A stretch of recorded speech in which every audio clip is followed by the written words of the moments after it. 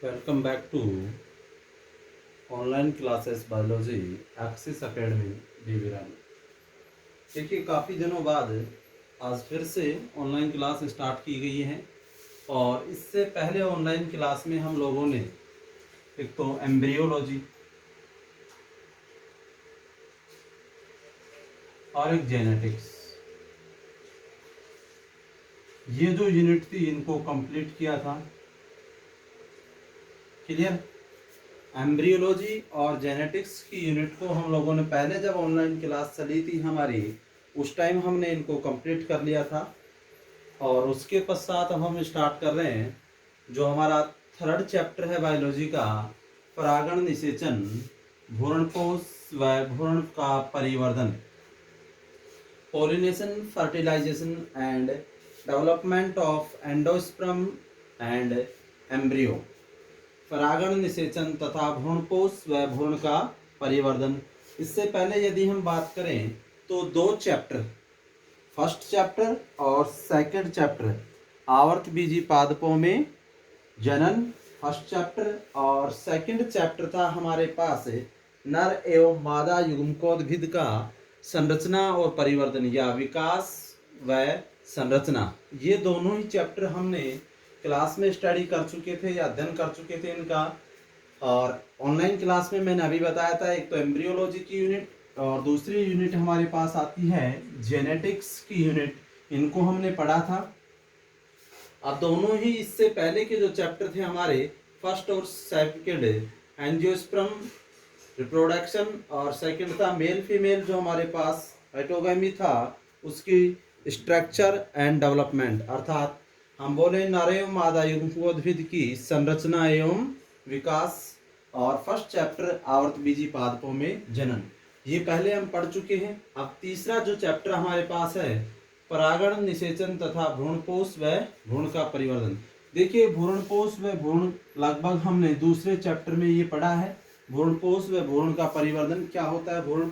अब परागण और निषेचन, परागण की क्रिया और निषेचन के शब्दों को समझे। सबसे पहले परागण, देखिए पोलिनेशन जो शब्द है पादपों के अंदर निषेचन की क्रिया से ही संबंधित होता है। और निषेचन क्या होता है, जनरली हम बात करें निषेचन की तो जो अंडाणु व शुक्राणु होता है, दैट मीन्स मादा का अंडाणु और पुरुष का शुक्राणु का आपस में जो संलयन होता है वो क्या कहलाता है, निषेचन कहलाता है। अब हम बात करेंगे सबसे पहले इस चैप्टर के अंदर जो फर्स्ट टॉपिक है हमारे पास, वो टॉपिक है परागण। क्या है, पोलिनेशन। परागण की यदि हम बात करें तो पोलिनेशन या परागण होता क्या है, पराग कोश से पराग कणों का वर्ती कागर पर स्थानांतरण की क्रिया ही क्या कहलाएगी, परागण कहलाती है। पराग कोश से पराग कणों का वर्ती कागर पर स्थानांतरण की क्रिया परागण कहलाती है। देखिए, अब कहीं ना कहीं हमने फर्स्ट चैप्टर में जब पढ़ा था पुष्पी पादपों में लैंगिक जनन, तब मैंने एक डायग्राम बनाया था और आप लोगों ने समझा था उसमें। अब इसमें स्पष्ट छोटा सा डायग्राम मैं यहाँ बना रहा हूँ, उससे संबंधित देखिए। इस तरीके का एक डायग्राम था हमारे पास।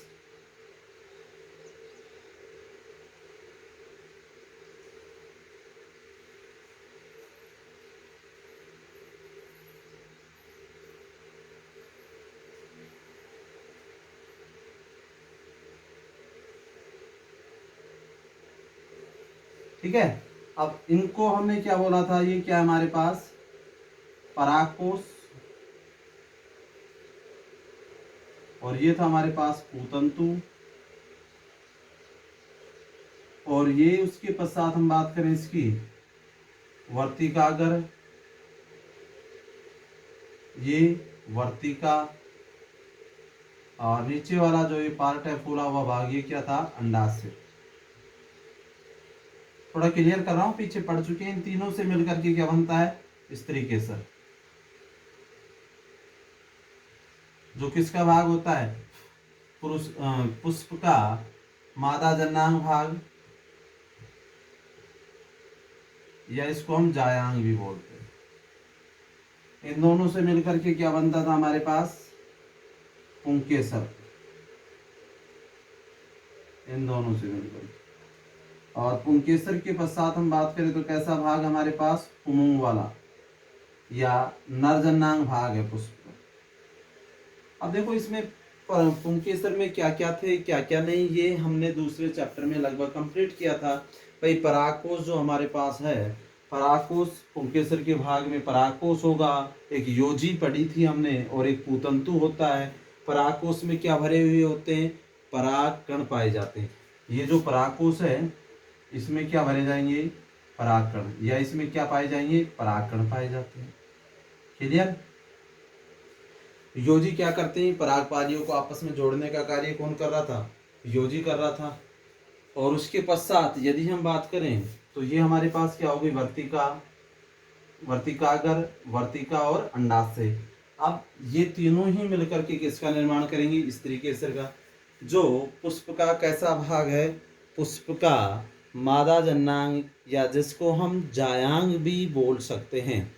अब यदि हम बात करें परागण की क्रिया, समझे, देखो भाई, पराग कोश से पराग कणों का कहाँ पहुंचना, वर्तिकाग्र पर स्थानांतरण या पहुंचने की क्रिया ही क्या कहलाएगी, परागकण। ये क्या है, परागकोश है। ये कौन सा भाग है, वर्तिकाग्र वाला भाग है। अब ये परागकोश यहाँ से और यहाँ पर पहुंचेंगे, वर्तिकाग्र से जैसे ही चिपकेंगे, इस क्रिया को ही हम क्या बोलेंगे, पोलिनेशन या परागकण बोलते हैं। कैसे, मान लीजिए तेज हवा चलती है तो ये परागकोश जो हैं ये आपस में क्या होते हैं, एक दूसरे से टकराते हैं, और टकराने के साथ इनकी जो भित्ति होती है वह प्रस्फुटित हो जाती है, अर्थात फट जाती है, टूट जाती है। और जैसे ही भित्ति टूटेगी तो इनके अंदर क्या भरे हुए होंगे, हमें पता है, इनके अंदर परागकोश में क्या पाए जाएंगे, परागकण। तो वो परागकण क्या होंगे, बाहर निकलेंगे, और बाहर निकल करके किसके संपर्क में आ जाएंगे, वर्तिकाग्र के। तो इस क्रिया को ही हम क्या बोलेंगे, परागण। फिर से देख लो, परागकोश, ये वाले जो परागकोश है हमारे पास, इनमें क्या भरे हुए होंगे, परागकण। परागकोश से पराग कणों का, दैट मीन्स पराग कणों का कहाँ पर पूछना, वर्तिकाग्र पर स्थानांतरण या पहुंचने की क्रिया ही क्या कहलाएगी, परागण कहलाती है। अब देखो थोड़ा सा एक बार इस डायग्राम को और देखें। परागकोश, पूतंतु और योजी, वर्तिकाग्र, वर्तिका और अंडाशय। वर्तिकाग्र ऊपर तस्तरीनुमा प्लेटनुमा संरचना होती है, फैली हुई संरचना बोल सकते हैं। वर्तिकाग्र, वर्तिका, वर्तिकाग्र से नीचे की ओर एक लंबी पतली नलिकाकार संरचना क्या कहलाएगी, वर्तिका। अंडाशय, आधार भाग में फूला हुआ भाग क्या कहलाएगा, अंडाशय। तीनों से मिलकर के क्या बनेगा, स्त्री केसर।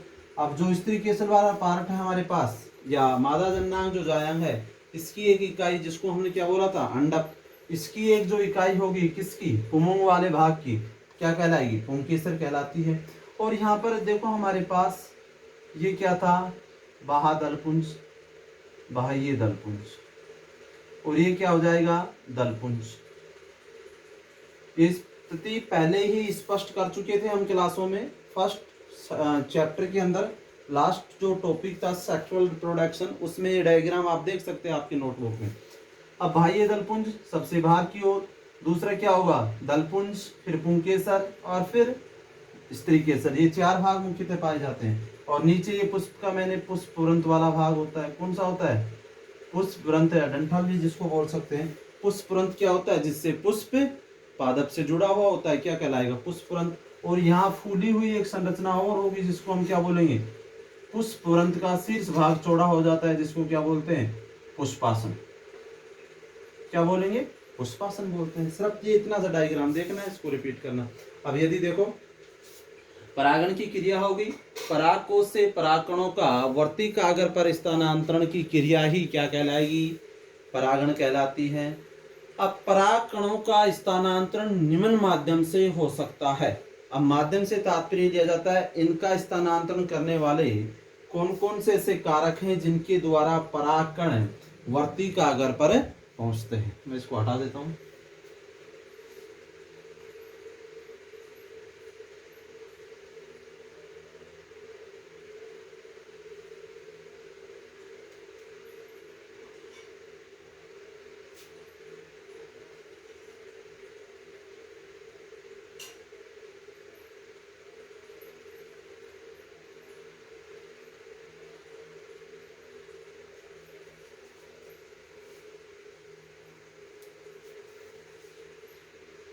देखो ये अब हमारे पास है परागकणों का स्थानांतरण निम्न माध्यम से होता है, अर्थात इसमें जो माध्यम है वो कौन कौन से हो सकते हैं, जैसे कीट, हवा, जल, पक्षी, ये सभी माध्यम है। किसके माध्यम है? पराग कणों को एक स्थान से दूसरे स्थान तक पहुंचाने का ये लगभग क्या करते हैं? कार्य। या हम बोले ये परागकणों को एक पुष्प से दूसरे पुष्प तक पहुंचाने का कार्य करते हैं, या एक पुष्प की वर्तिकाग्र से दूसरे पुष्प की वर्तिकाग्र तक पहुंचाने का कार्य ये सभी माध्यम करते हैं। कौन कौन से माध्यम? कीट, हवा, जल, पक्षी। अब क्या होता है, जैसे ही मैंने बताया था हमारे पास भाई एक फ्लावर का डायग्राम अभी जो हमने पढ़ा था,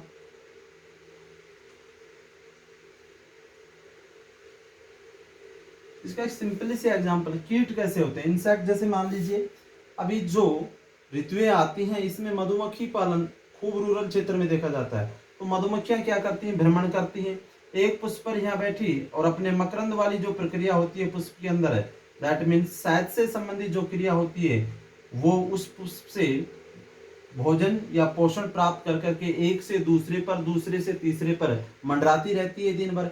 जैसे ही इस पुष्प पे बैठेगी तो कहीं ना कहीं पुष्प की वर्तिकाग्र पर लगे हुए कोई परागकण या परागकोश से निर्मुक्त हुए कोई परागकण उस मधुमक्खी से क्या हो जाते हैं? चिपक जाते हैं। अब ऐसा तो है नहीं सिर्फ मधुमक्खी एक ही प्लांट का जो पुष्प है उसी पे रहती है, कोई अन्य पुष्पों के प्लांट पर नहीं जाती है। इससे तात्पर्य ये हुआ कहीं ना कहीं कुछ देर पश्चात वो इंसेक्ट या कीट या मधुमक्खी एक पुष्प से कहाँ जाएगी? दूसरे पुष्प पर, और उससे लगे हुए जो परागकण है वो भी क्या जाएंगे? उसके साथ दूसरे पुष्प तक पहुंच जाएंगे, जो पर परागण की क्रिया में भी अच्छा एग्जाम्पल देखने को मिलता है।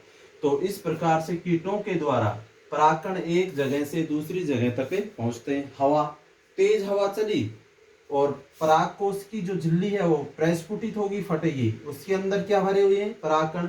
वो परागकण हवा के द्वारा एक स्थान से क्या होते हैं? दूसरे स्थान तक पहुंचते हैं। कई बार परागकोश से परागकण निर्मुक्त या छोड़ने के पश्चात जो परागकोश से परागकण बाहर निकलते हैं जल के अंदर गिर जाते हैं, और जब जल की सतह पर गिर जाते हैं तो बहता हुआ जो जल होता है धीरे धीरे आगे की ओर क्या करता है? गति। और कहीं ना कहीं कोई दूसरा प्लांट जल के अंदर जब भी उसका वर्तिकाग्र संपर्क में आता है तो वो भी आसानी से क्या होते हैं? दूसरे पुष्प तक पहुंच जाते हैं। इस प्रकार से कीट से, हवा से, जल से या कोई अन्य पक्षी से ये परागकण एक पुष्प की वर्तिकाग्र से दूसरे पुष्प की वर्तिकाग्र तक पहुंचने का क्या करते हैं? कार्य करते हैं। तो माध्यम क्लियर होगा। परागकोश से परागकणों की वर्तिकाग्र पर स्थानांतरण की क्रिया क्या कहलाएगी? परागण। स्थानांतरण का माध्यम क्या क्या हो सकता है? कीट, हवा, जल, पक्षी आदि। अब देखिए हम परागण के प्रकार, that means type of pollination. परागण दो प्रकार का होता है, स्वपरागण और परपरागण। अब स्वपरागण क्या होता है, परपरागण क्या होता है? नाम से स्पष्ट है। देखो परागण इसमें जुड़ा हुआ है, इसमें भी जुड़ा हुआ है, और परागण क्या होता है ये हमारा टॉपिक क्लियर हो चुका है। यहाँ सौ है, यहाँ पर है। सौ का मतलब स्वम या अपना, पर का मतलब पराया या दूसरा। बस ये हमें चीजें ध्यान रखना है, आराम से हम उसकी डेफिनेशन लिख सकते हैं। स्वपरागण या सेल्फ पोलिनेशन देखें, जब एक पुष्प के परागकण, किसकी बात कर रहे हैं हम लोग? पुष्प भी एक ही होगा और उसके परागकण उसी पुष्प की कहाँ पहुंचे? वर्तिकाग्र पर पहुंचते हैं, तो यह क्रिया क्या कहलाएगी? स्वपरागण। सीधी सी सिंपल डेफिनेशन। एक पुष्प के परागकण उसी पुष्प की वर्तिकाग्र पर पहुंचते हैं तो स्वपरागण कहलाता है। स्वपरागण कितने प्रकार का? दो प्रकार का होता है, एक तो स्वयुग्मन, दूसरा सजात पुष्पी परागण। अब यहाँ थोड़ा सा कुछ चेंज आता है, देखो बिल्कुल क्लियर हो जाएगा। स्वयुग्मन और सजात पुष्पी परागण क्या होता है? स्वयुग्मन में क्या होगा? जब एक ही पुष्प में परागकणों का स्थानांतरण उसी पुष्प की वर्तिकाग्र पर होता है। क्लियर? सेम स्वपरागण जैसी डेफिनेशन आ रही है। एक ही पुष्प में परागकणों का स्थानांतरण उसी पुष्प की वर्तिकाग्र पर होता है। स्व, जैसे मान लीजिए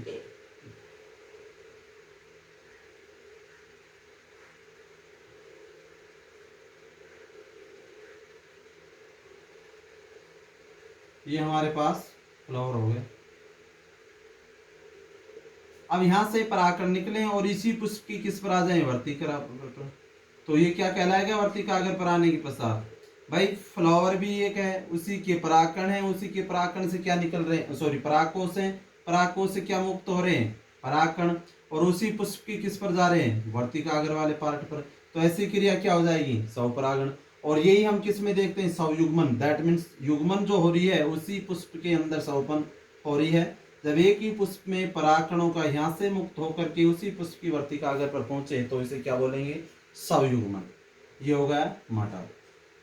अब दूसरा देखें, सजात पुष्पी परागण। सजात पुष्पी परागण, देखो पुष्पों में तो ये क्रिया हो ही रही है, परागण शब्द हो गया, पुष्प हमारा पहले क्रिया।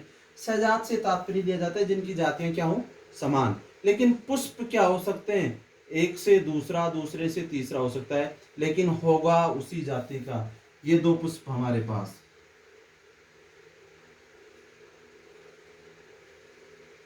अंडरस्टैंडिंग के लिए बता रहा हूं मैं तुम्हें, वैसे काफी बार इसको पढ़ चुके हैं। और ये दूसरा पुष्प हमारे पास,